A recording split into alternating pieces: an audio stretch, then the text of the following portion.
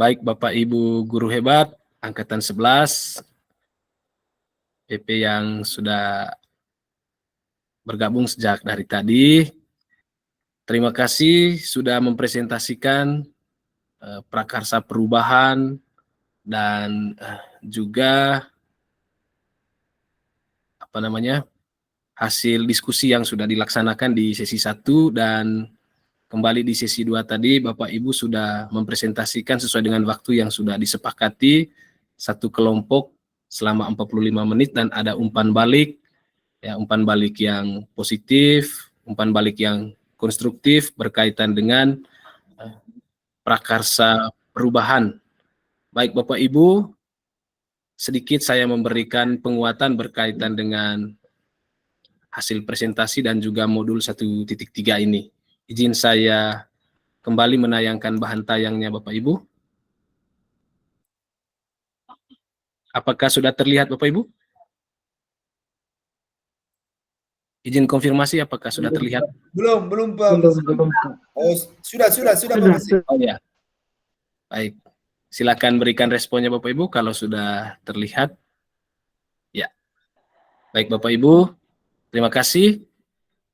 Selama kurang lebih 20 menit saya sedikit memberikan penguatan berkaitan dengan presentasi dari Bapak Ibu dan juga modul yang sudah Bapak Ibu pelajari sesuai dengan siklus alur merdeka mulai dari diri, eksplorasi konsep sampai dengan saat ini di ruang kolaborasi Bapak Ibu.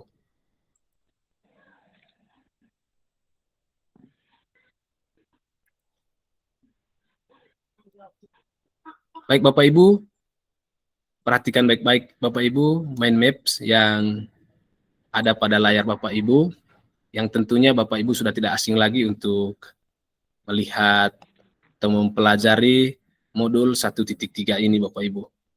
Jadi di mind map ini kita akan kembali melihat alur pembelajaran terutama berkaitan dengan visi guru penggerak itu sendiri Bapak Ibu. Ya. Baik Bapak Ibu, mind map ini tentang visi guru penggerak ini di modul 1.3 ini selalu mulai dari yang pertama ini memimpin perubahan positif. Ya. Berbicara tentang memimpin perubahan positif Bapak Ibu, tentu kita perlu memiliki yang namanya berpikir strategis. Setiap orang sebelum dia melaksanakan sesuatu atau melakukan sesuatu, pasti dia tentu sudah memiliki yang namanya strategi. Dalam memimpin perubahan positif ini Bapak Ibu, ya, berpikir strategis itu sangat penting. Jadi perubahan positif dan konstruktif di sekolah biasanya membutuhkan waktu dan bersifat bertahap. Ya. Tidak semudah apa yang dibayangkan, tidak semudah membalikan telapak tangan untuk membawa perubahan di lingkungan sekolah. Tetapi di sini kita membutuhkan yang namanya berpikir strategis. Ya. Dan di modul 1.3 ini Bapak Ibu sudah mempelajari bagaimana itu berpikir strategis. Berpikir strategis di sini kita diibaratkan seperti pelari. Kita harus tahu dulu titik start dan titik finishnya. Dan sebelum kita memulai kegiatan, kita sebagai pelari ini tentu kita membutuhkan yang namanya strategi. Kita melihat arenanya seperti apa, dan untuk menjadi seorang pelari yang profesional tentu kita membutuhkan yang namanya bantuan seperti alat olahraga yang cukup memadai, sehingga apa yang kita impikan, apa yang kita wujudkan itu dapat tercapai. Ya, dalam mewujudkan misi ini maka diperlukan sebuah strategi, ya, sebuah strategi sehingga visi atau mimpi kita ini dapat terwujud Bapak Ibu. Ya. Kemudian dari berpikir strategis ini kita juga membutuhkan yang namanya inquiry apresiatif sebagai paradigma. Ya. Kalau boleh tahu, mungkin Bapak Ibu bisa membagikan sedikit seperti apa itu inquiry apresiatif yang Bapak Ibu peroleh selama mempelajari modul 1.3 ini. Silakan saya berikan kesempatan kepada Pak Hasdi. Silakan Pak Hasdi. Baik, terima kasih Pak Fasil. Setelah saya mempelajari modul 1.3, saya menemukan bahwa salah satu untuk bisa memperkuat dalam materi guru penggerak ini adalah inquiry apresiatif. Inquiry apresiatif itu adalah suatu strategi yang mencoba melihat kekuatan atau sisi positif dari sebuah persoalan, dari sebuah misalnya dari sebuah persoalan atau sebuah strategi, misalnya juga sisi baik atau sisi yang kuat dalam diri seorang pribadi, entah itu peserta didik atau satuan pendidikan. Jadi ini memang sebuah pendekatan yang agak berbeda. Kalau yang sebelumnya berbasiskan kepada persoalan, tapi kali ini pendekatan inquiry apresiatif ini lebih kepada apa yang menjadi kekuatan itu yang dieksplorasi lebih lanjut dan menjadi dasar bagi pengembangan strategi selanjutnya. Terima kasih Pak Fasil. Baik, terima kasih banyak Pak Hasdi. Luar biasa, sudah memahami modul 1.3 ini dengan baik, di mana inquiry apresiatif ini kan dia ini pendekatan kolaboratif yang berbasiskan pada kekuatan ya. Dia lebih menekankan pada kekuatan, dia mengabaikan segala permasalahan atau persoalan yang ada. Luar biasa Pak Hasdi, terima kasih banyak. Pak Heri, bisa ditambahkan? Silakan. Ya, terima kasih Pak Fasil. Saya coba menjawab terkait dengan inquiry apresiatif tadi. Ya. Yang saya pahami dengan pengertian ini yaitu di mana pendekatan dari seorang pendidik kepada peserta didiknya, dan di situ yang ditemukan adalah nilai-nilai positif. Nilai-nilai positif dalam organisasi atau individunya. Mungkin ini dari saya kembalikan. Nilai positif, pendekatan positif untuk individunya. Saya kembalikan. Terima kasih banyak Pak Heri. Nilai-nilai positif yang disampaikan ya, berkaitan dengan inquiry apresiatif. Baik Bapak Ibu, jadi dalam memimpin perubahan positif di lingkungan sekolah, dalam mewujudkan visi kita, jadi seperti sebelumnya saya tidak perlu menjelaskan kembali apa itu visi, karena kita ini masuk dalam pembelajaran orang dewasa Bapak Ibu. Jadi sudah kita ketahui bersama visi itu seperti apa. Tetapi yang mau saya katakan bahwa dalam memimpin perubahan positif ini ada dua tadi. Yang pertama berpikir strategis dan inquiry apresiatif sebagai paradigma. Ya, seperti yang disampaikan oleh Pak Hasdi dan Pak Heri tadi. Jadi untuk dapat mewujudkan visi sekolah, ya, jadi untuk dapat mewujudkan visi sekolah dan juga impian melakukan proses perubahan, maka perlu sebuah pendekatan atau paradigma. Ya. Kita memerlukan sebuah pendekatan. Ya. Pendekatan apa yang kita gunakan untuk mewujudkan visi atau impian kita? Ya, salah satunya ini adalah pendekatan inquiry apresiatif. Ya. Pendekatan inquiry apresiatif tadi itu pendekatan kolaboratif yang berbasiskan kekuatan. Ya. Maka untuk mewujudkan visi kita, untuk mewujudkan impian kita di lingkungan sekolah kita, maka salah satu pendekatan yang ditawarkan dalam program guru penggerak ini adalah inquiry apresiatif, ya, seperti yang Bapak Ibu sudah pelajari di modul 1.3. Jadi jika diibaratkan seperti seorang pelari, seperti yang sudah sampaikan tadi Bapak Ibu, maka kita tentu memiliki yang namanya garis start dan garis finish. Ya. Jadi pendekatan inquiry apresiatif inilah yang kita butuhkan. Ya. Dia dikatakan sebagai alat yang membantu kita untuk mencapai visi atau impian kita Bapak Ibu. Nah, dari sini, dari inquiry apresiatif ini, baru dalam mewujudkan visi dan impian kita di sekolah, kita perlu mengelola perubahan positif. Ya. Dalam mengelola perubahan positif ini Bapak Ibu, dalam mind map ini yang kita perlu pahami bersama, maka inquiry apresiatif di sini sebagai pendekatan manajemen perubahan bakja. Ya, mungkin Bapak Ibu bisa kembali menyampaikan alur bakja ini. Sebelum kita membuat visi, maka visi itu seperti apa turunannya Bapak Ibu? Mungkin bisa diingat kembali waktu presentasi tadi berkaitan dengan alur Bagja ini Bapak Ibu. Silahkan Bapak Ibu berbagi dulu. Apakah visi dulu atau kalimat prakarsa dulu, atau kalimat prakarsa dulu atau visi dulu? Silahkan Bapak Ibu. Ibu Yofi, silahkan. Ya, ada di kolom chat. Ya. Silakan Ibu. Terima kasih. Baik Pak, terima kasih untuk kesempatannya. Kalau dalam sebelum menyusun visi itu, setidaknya kita sudah menyusun visinya, baru kita membuat dia punya kalimat prakarsa perubahan. Buat kalimat prakarsa perubahannya itu berdasarkan Bagja. Ada urutan Bagja itu, yaitu buat pertanyaan utama, terus yang kedua ambil pelajaran, terus ini gali mimpi, terus jabarkan rencana, dan atur eksekusi. Itu sesuai dengan alur Bagja. Terima kasih, saya kembalikan Pak Fasir. Terima kasih banyak Ibu Yovita. Ada lagi? Tentu visi dulu baru ke prakarsa, kalimat prakarsa. Mungkin ada lagi yang mau berbagi dulu? Silahkan.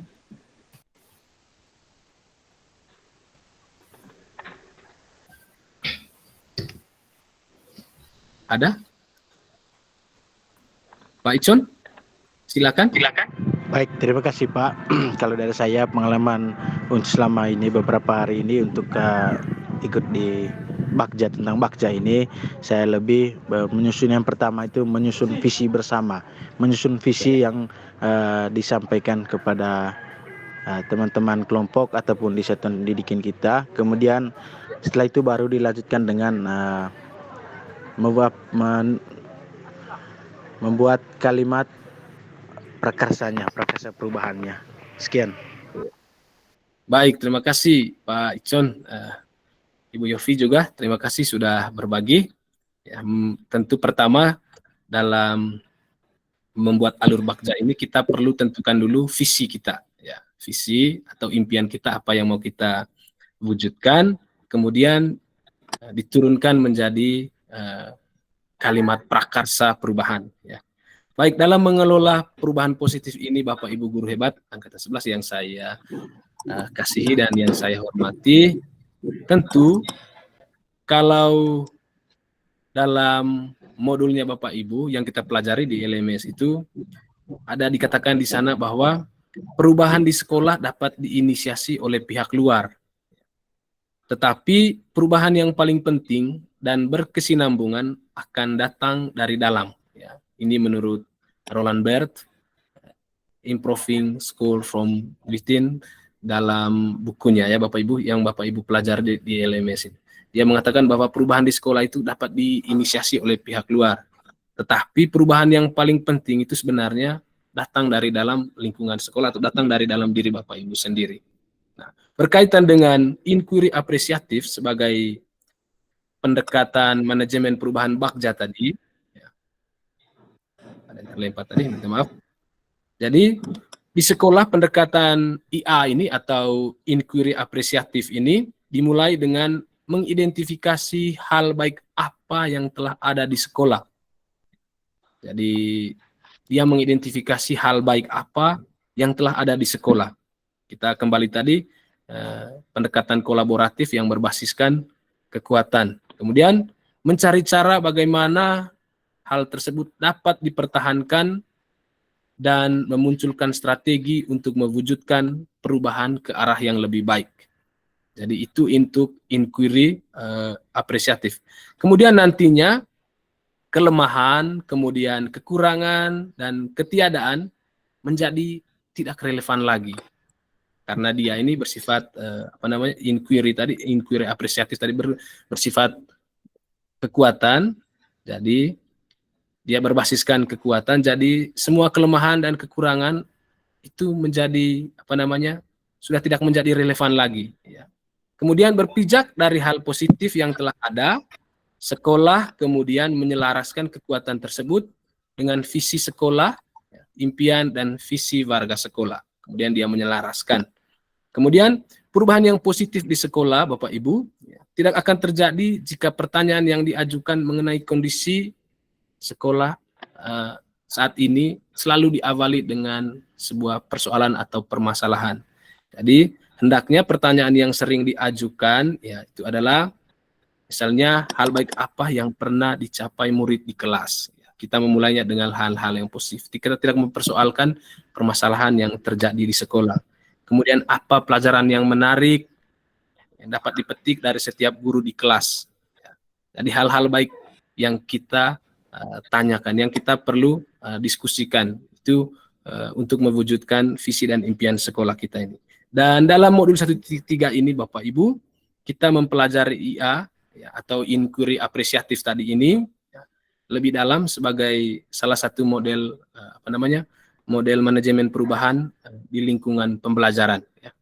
Baik itu di kelas maupun di sekolah, karena kita akan mencoba menerapkannya melalui tahapan Bagja yang sudah disebutkan oleh Ibu Yofi tadi ya.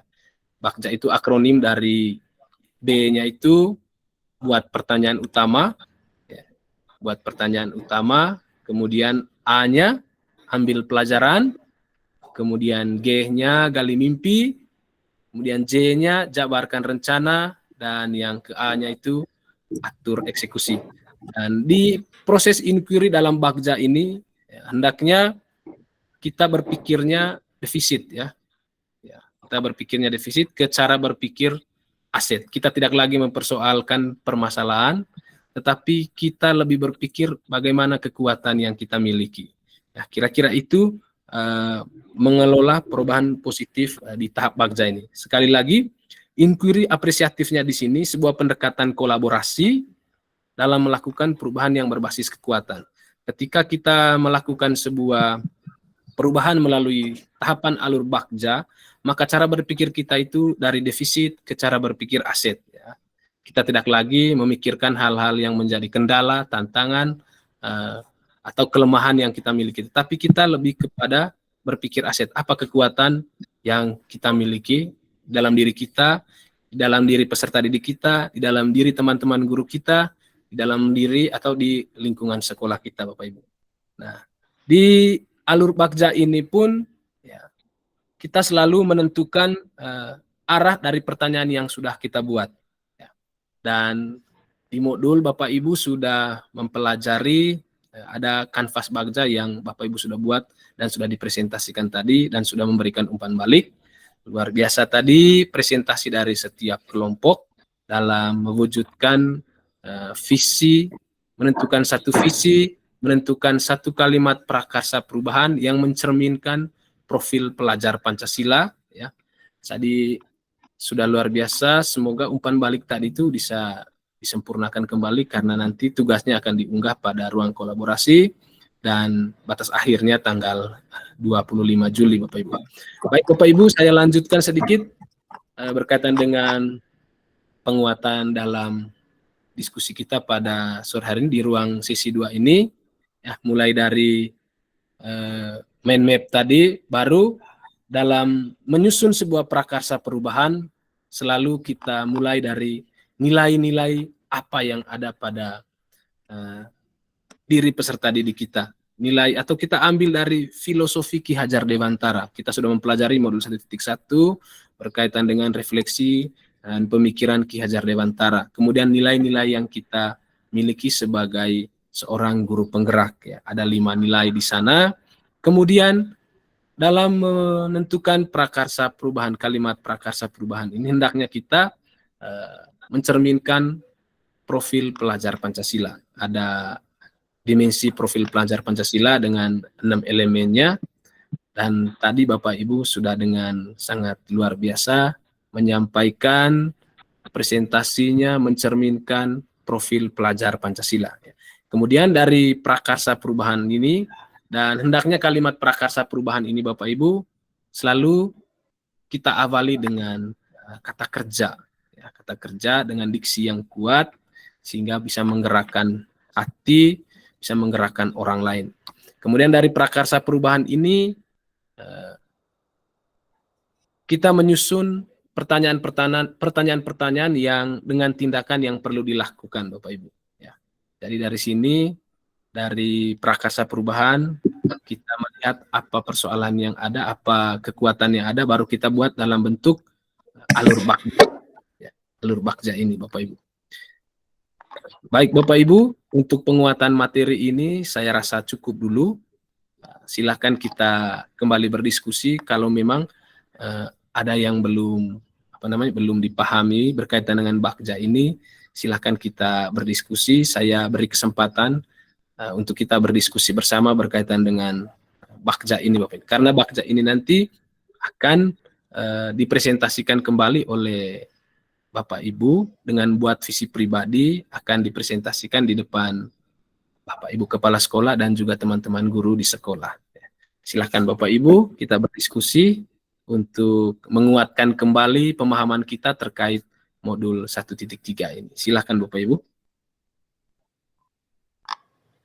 Oke, baik Pak Ardi, silakan Pak. Silakan Pak Ardi. Terima kasih atas kesempatan yang diberikan. Sekali lagi saya menyampaikan selamat sore dan salam bahagia untuk kita semua. Ya. Selamat sore Pak. Di alur bakja tadi seperti yang dipaparkan oleh Pak Fasil, jadi yang kita ambil adalah nilai-nilai positif yang ada di satuan pendidikan masing-masing. Ya. Ya. Jadi kurang lebih pemahaman saya seperti itu. Lantas Pak, sisi negatifnya dikemanakan? Karena jujur saja, ya. Jadi anak-anak ini atau komunitas ini ada hal-hal positifnya, ada juga hal-hal negatifnya. Lalu apakah tidak ada tindakan preventif untuk mencegah hal-hal negatif seperti itu? Terima kasih, saya kembalikan. Baik, terima kasih luar biasa Pak Ardi. Ya, ketika menyusun kalimat prakarsa perubahan atau visi tentu kita berpatokan pada nilai-nilai dan juga filosofi-filosofi pemikiran dari Ki Hajar Dewantara. Nah, dari diskusi ini Pak Ardi mau mempertanyakan bagaimana dengan hal-hal yang negatifnya. Ya, untuk itu, adakah teman-teman yang lain, Bapak Ibu guru yang lain yang membantu menjawab pertanyaan dari Pak Ardi ini? Kita diskusi terbuka saja berkaitan dengan pertanyaan dari Pak Ardi tadi berkaitan dengan hal negatif dan hal positif. Silakan Bapak Ibu. Siapa tahu kita bisa saling berdiskusi di sini, kita bisa menemukan jawabannya.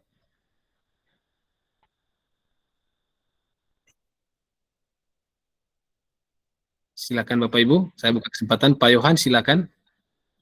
Baik, terima kasih banyak Pak untuk saya menjawab pertanyaan dari yang disampaikan oleh Pak Ansel menyangkut ketika menyusun visi misi bahwa kita menguatkan nilai positif, lalu bagaimana dengan nilai negatifnya. Baik, saya menjawab, menurut saya ketika menyusun sebuah visi, jadi kita mendominasikan nilai positif itu di dalam kita punya lingkungan sekolah. Jadi kita tidak membuang sisi negatifnya, tetapi kita membenamkannya dengan mendominasikan nilai positif di sekolah tersebut. Jadi ketika kita menyusun visi, kita usahakan bahwa kita menyusun visi yang kebalikan dari negatif yang muncul di sekolah kita masing-masing. Jadi kita berusaha untuk membenamkan sisi negatif itu dengan visi kita yang baru. Sehingga misalkan begini, kita kekurangan bahwa selama ini pembelajaran kita itu masih konvensional misalkan. Itu yang terlalu nampak di sekolah kita. Jadi kita membuat visi misalkan pembelajaran yang inovatif. Kita yang terbalik dari konvensional itu menjadi inovatif. Jadi kita berusaha mendominasikan sisi positif itu dengan cara mengurangi atau meminimalisir sisi negatifnya. Itu menurut saya Pak. Terima kasih banyak. Baik, terima kasih Pak Yohan. Untuk sisi negatifnya menurut Pak Yohan, Pak Ardi, yang selalu ada sisi negatif dan sisi positif. Tapi dalam mengupayakan mewujudkan visi, kita tidak membuang syukur kalau kita bisa membuang sisi negatifnya, tetapi upayakan kita membenamkan dulu yang namanya sisi negatif. Tapi kita kuat dulu yang sisi positifnya untuk mewujudkan visi dan misi kita di sekolah. Terima kasih Pak Yohan. Pak Hasdi, silakan.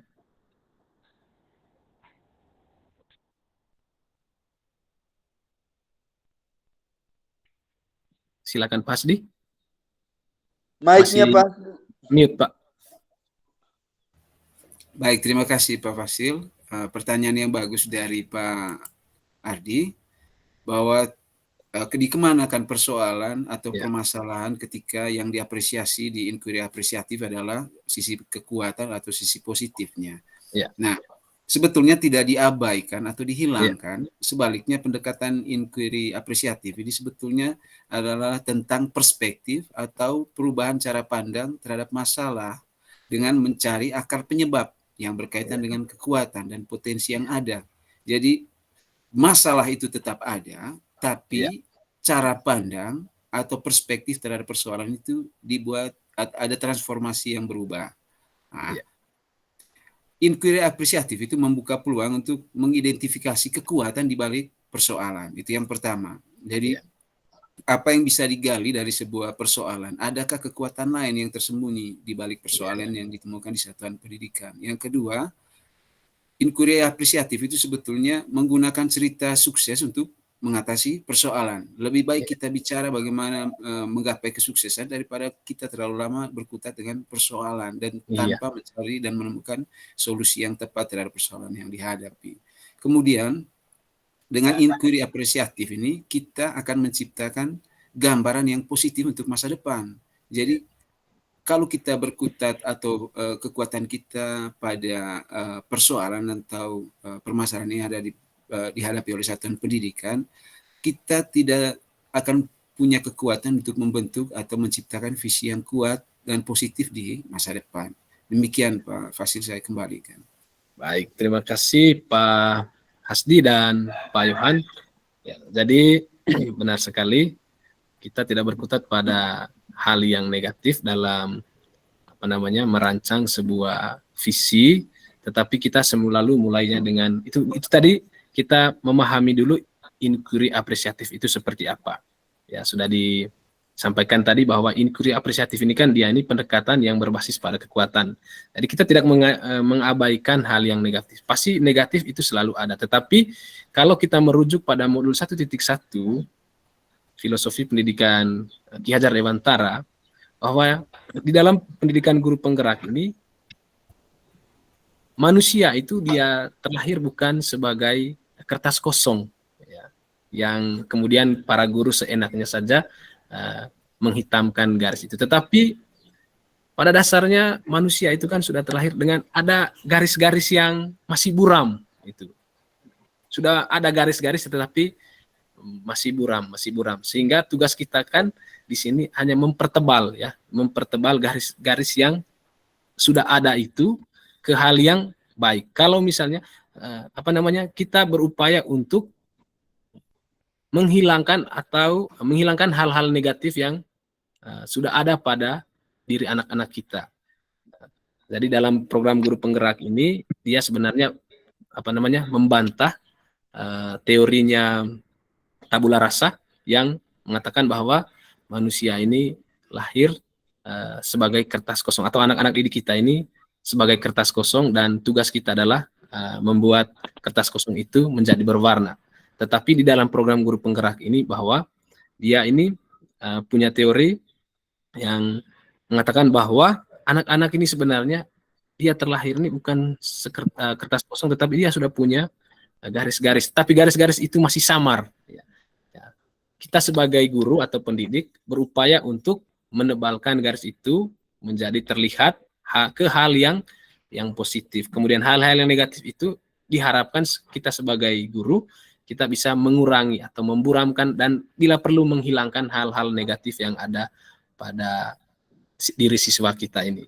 Sehingga pada modul 1.3 ini berkaitan dengan visi dan kalimat prakarsa perubahan, maka kita membutuhkan yang namanya alat, atau kita menggunakan satu pendekatan atau paradigma tadi, yaitu IA, seperti yang sudah dijelaskan oleh Pak Hasdi dan Pak Yohan tadi, bahwa kita ini pendekatannya berbasis kekuatan, aset, sehingga kita punya cara berpikir ini bukan lagi ke permasalahan, tetapi lebih kepada aset yang kita miliki, kekuatan-kekuatan yang kita miliki. Itu tambahan dari saya.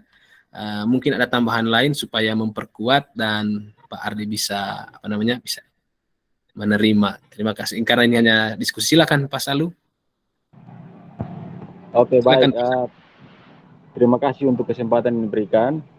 Masih berkaitan dengan pertanyaannya Pak Ansel tadi. Saya mencoba menjawab bahwa yang terpenting daripada langkah-langkah kita menuju visi kita adalah itu kalimat prakarsa tadi itu. Jadi harus adanya tekad yang kuat yang bisa digambarkan dalam kalimat prakarsa itu untuk memberikan dorongan kepada kita untuk membuat sesuatu perubahan di sekolah. Terus kadang-kala pikiran-pikiran negatif itu dia hanya mengganggu di dalam pikiran. Tetapi begitu kita sudah berusaha memulai dan untuk mengaplikasikannya di sekolah, ternyata bahwa ada banyak hal termasuk teman-teman dan komunitas di sekolah yang bisa memberikan solusi, masukan. Yang terpenting adalah kita menjabarkan visi kita itu dengan secara baik dan secara teratur. Pasti ada banyak yang punya bantuan lah, solusi begitu. Terima kasih Pak. Luar biasa Pak Salu, bahwa kita perlu memulainya, tetapi hal-hal negatif itu perlu kita kita kesampingkan dulu. Yakinan percaya kalau kita punya tekad, punya komitmen, kan konsisten dengan apa yang ingin kita wujudkan, yakinan percaya visi atau impian kita dalam membuat perubahan di lingkungan sekolah kita ini akan tercapai. Terima kasih banyak Pak Salu sudah berbagi. Bagaimana dengan Pak Ardi? Terima kasih banyak Pak Ardi sudah merespon. Terima kasih banyak. Baik Bapak Ibu, mungkin masih ada lagi yang mau berbagi atau berdiskusi supaya mempertebal lagi kita punya pemahaman terutama di alur Bakca ini selain Pak Ardi tadi. Mungkin ada yang mau berbagi lagi supaya teman-teman yang lain juga bisa menangkap, memahami betul berkaitan dengan alur Bakca terutama di Prakarsa Perubahan ini. Saya berikan kesempatan. Oh ya, Pak Salu, silakan Pak. Mungkin Pak Hasdi, saya tadi masih belum ini. Oh ya, silakan Pak Hasdi. Ya, silakan berbagi Pak Hasdi. Baik, terima kasih untuk kesempatannya.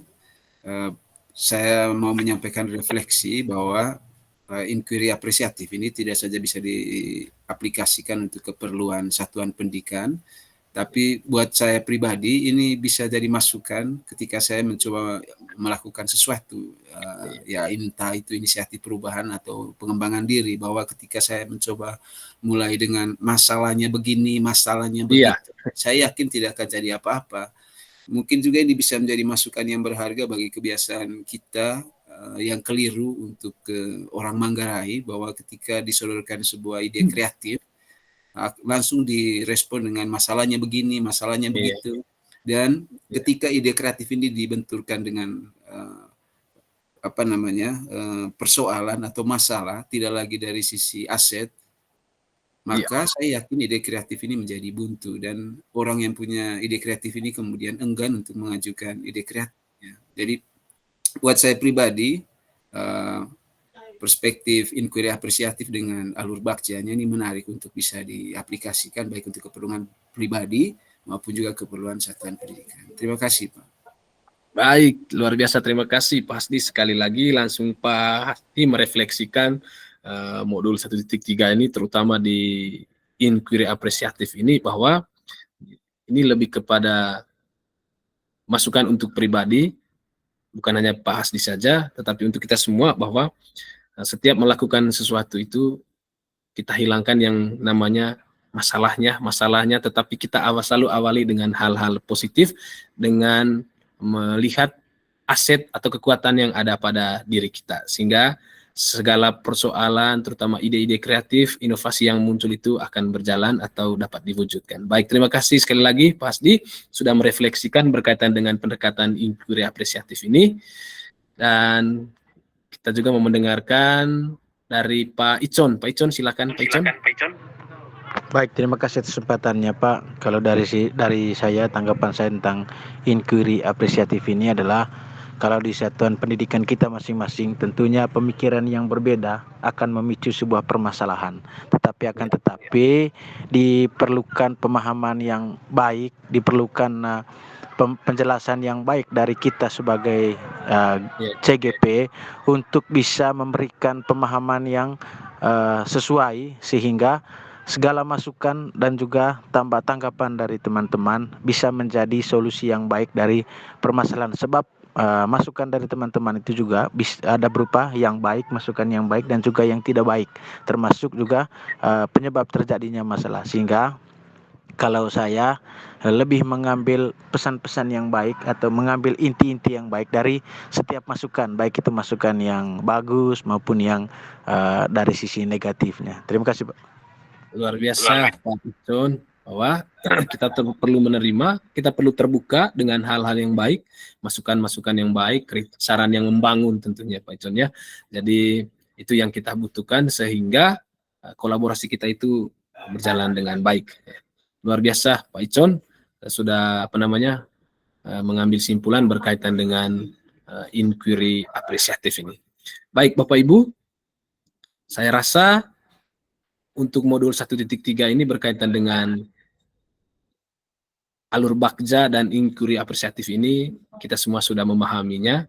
Tinggal kita akan mengelaborasinya kembali berkaitan dengan materi ini nanti bersama instruktur kita nanti. Jadi jangan segan-segan untuk menyampaikan pertanyaan kepada instruktur kita untuk mempertebal lagi kita punya pemahaman berkaitan dengan modul 1.3 ini. Dan di modul 1.3 ini juga Bapak Ibu sudah mempelajari yang namanya untuk memulai membuat alur bakja ini kita boleh menggunakan ATM atau amati, tiru dan modifikasi Bapak Ibu. Jadi kita ibaratkan seperti dalam menyusun bakja ini ya seperti burung lah Bapak Ibu. Biasanya burung kalau terbang itu dia tidak langsung meluncur ke atas, tetapi pasti dia pelan-pelan jatuh turun baru naik seperti ya nanti akan dijelaskan seperti kurva dia Bapak Ibu ya. Itu dalam program grup penggerak ini terutama di alur bakja ini. Jadi mungkin kita merasa biasa-biasa saja atau ketika kita membuat bakja ini sesuai dengan visi kita, kita merasa belum pede, belum yakin, tetapi ketika kita sudah terbiasa maka kita juga akan merasa senang dan bahagia, ternyata seperti ini. Jadi terima kasih banyak Bapak Ibu untuk materi, untuk presentasi hasil diskusi kita pada sore hari ini. Dan di alur belajar selanjutnya nanti Bapak Ibu akan mengisi Padlet yang saya sudah berikan, yang sudah kirim, silakan berefleksi di sana Bapak Ibu. Dan nanti Bapak Ibu juga akan masuk di demonstrasi kontekstual. Jangan lupa nanti untuk tugas ini Bapak Ibu, tugas ruang kolaborasi ini, sesi presentasi ini diperbaiki hasil umpan baliknya, kemudian disempurnakan sesuai dengan umpan balik dari teman-teman tadi, lalu diunggah di LMS Bapak Ibu dan batas akhirnya di tanggal 25 Juli 2024 Bapak Ibu. Saya rasa Bapak Ibu untuk penguatannya cukup sekian dulu Bapak Ibu. Ya.